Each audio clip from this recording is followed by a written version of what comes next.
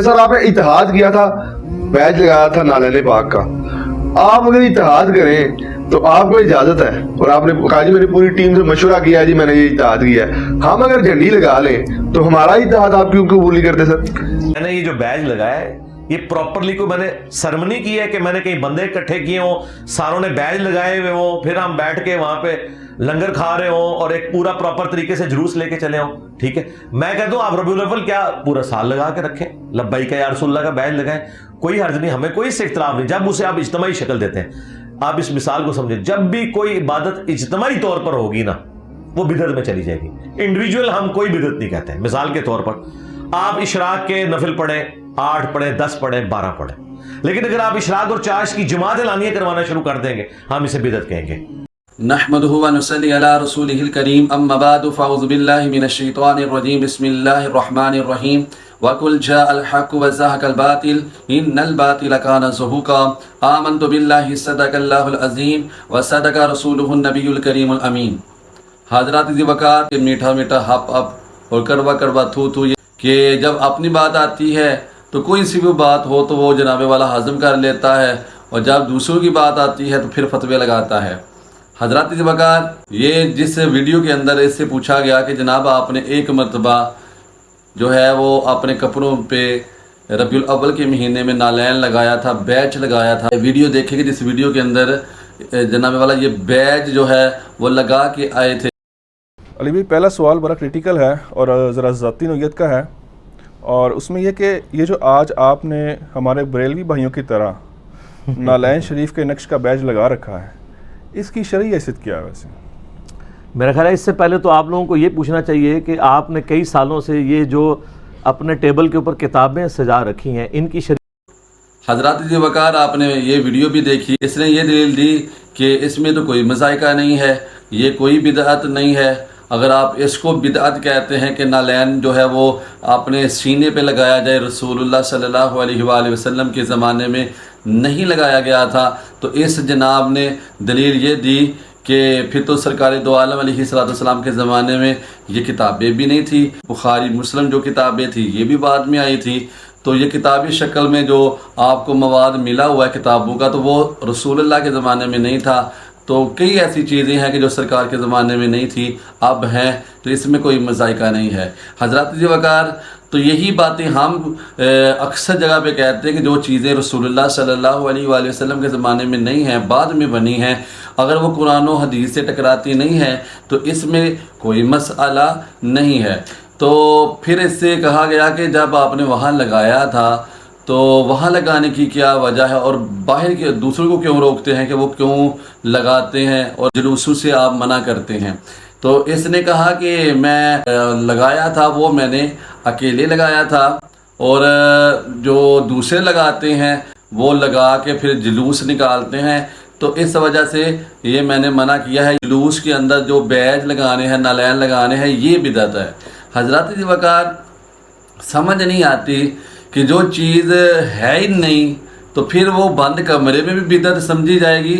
और जुलूस में भी वो बिदअत होगी, वो मजमे में भी बिदअत होगी। ऐसा थोड़ा होता है कि शराब जो है वो बाहर बाज़ारों में तो पीना हराम है, लेकिन उसको बंद कमरे में जो है वो पीना जो है वो हलाल हो जाएगा। जो बाज़ारों में पीता है शराब वो भी गुनाहगार है और जो घर की चारदीवारी के अंदर पीता है तो वो भी जनाबे वाला गुनहगार है। दूसरी दलील ये है कि इंजीनियर मिर्ज़ा ने जब बैज लगाया था नालैन शरीफ का तो ये अकेले अपने घर में नहीं इसने लगाया, अकेडमी में सब लोगों के सामने आया। और आपको मालूम होना चाहिए कि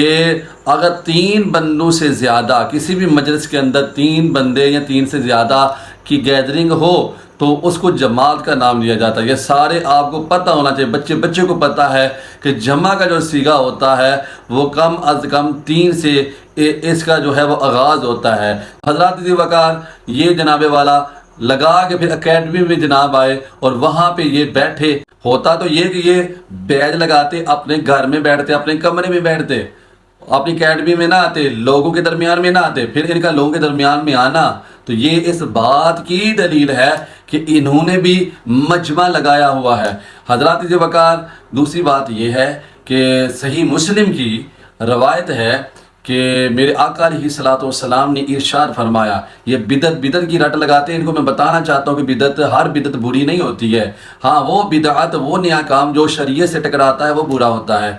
میرے آقا علیہ الصلوۃ والسلام کا فرمان ہے، یہ صحیح مسلم کی ہے، حدیث کی جو نمبرنگ ہے وہ ہے 6800، اور آپ سکرین کے اوپر بھی دیکھ رہے ہیں۔ میرے آقا علیہ الصلوۃ والسلام نے ارشاد فرمایا کہ من سن فی الاسلام سنتا حسنتا، کہ جس نے اسلام میں اچھی سنت رائج کی، اچھا طریقہ رائج کیا، بعد والے لوگ جو بھی اس طریقے پر عمل کرتے رہیں گے تو اس بندے کو بھی ثواب ملے گا جس نے یہ طریقہ رائج کیا ہے، اور بعد میں آنے والے جو لوگ ہیں ان کو بھی عمل کرنے کی وجہ سے ثواب ملتا رہے گا، اجر ملتا رہے گا، ان کے اجر میں کمی نہیں آئے گی۔ تو یہ اچھا کام ہے۔ اور حضرات ذی وقار یہ بدعت کی رٹ لگاتے ہیں۔ میں آپ کو ایک اور حوالہ پیش کرنا چاہتا ہوں، صحیح البخاری کا ہے، حدیث کی نمبرنگ ہے 2010، اور وہ حدیث آپ سنیں، اور سکرین کے اوپر بھی آپ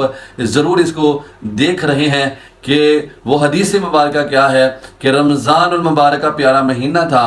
تو حضرت عمر بن خطاب رضی اللہ تعالیٰ عنہ کا دور خلافت تھا، آپ امیر المؤمنین تھے۔ تو حضرت عمر بن خطاب رضی اللہ تعالیٰ عنہ نے دیکھا کہ رمضان کے مہینے میں مسجد کے اندر لوگ جو ہے وہ تراویح کی نماز جو ہے وہ متفرق ہو کے پڑھ رہے تھے، علیحدہ ہو کے پڑھ رہے تھے۔ تو آپ کے دل میں یہ تمنا پیدا ہوئی، آپ نے فرمایا کیسا ہی اچھا ہو کہ یہ سارے کے سارے لوگ جمع ہو کر ایک امام یا ایک قاری کے پیچھے کھڑے ہو جائیں۔ تو حضرات ذی وقار پھر اسی وقت آپ نے حضرت ابی بن کعب رضی اللہ تعالیٰ عنہ صحابی رسول ہیں، ان کو امام جو ہے وہ آپ نے بنایا، اور کہا کہ یہ امام ان کے پیچھے سارے اکٹھے ہو کر نماز تراویح جماعت کے ساتھ ادا کرو۔ پھر کیا ہوا کہ ایک دن ایسا ہے کہ پھر آپ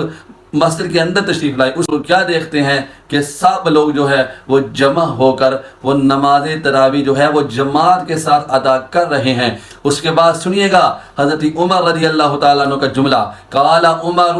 نعم البدعۃ ہذہ،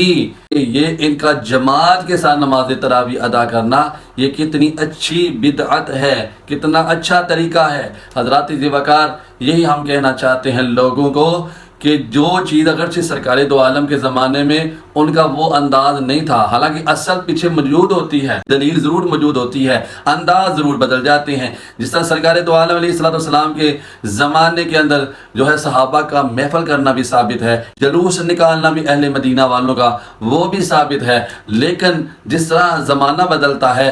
تو انداز بدلتے ہیں، طریقہ کار بدلتے ہیں۔ اسی طرح جس طرح ہم آپ کے سامنے پیش کرنا چاہتے ہیں کہ رسول اللہ صلی اللہ علیہ وآلہ وسلم کے زمانے میں جو مساجد ہوتی تھی اس طرح نہیں تھی جس طرح آج آپ کو نظر آتی ہے۔ اللہ تبارک و تعالی ہمیں توفیق عمل عطا فرمائے، آمین بجاہ نبی الامین صلی اللہ علیہ وآلہ وسلم۔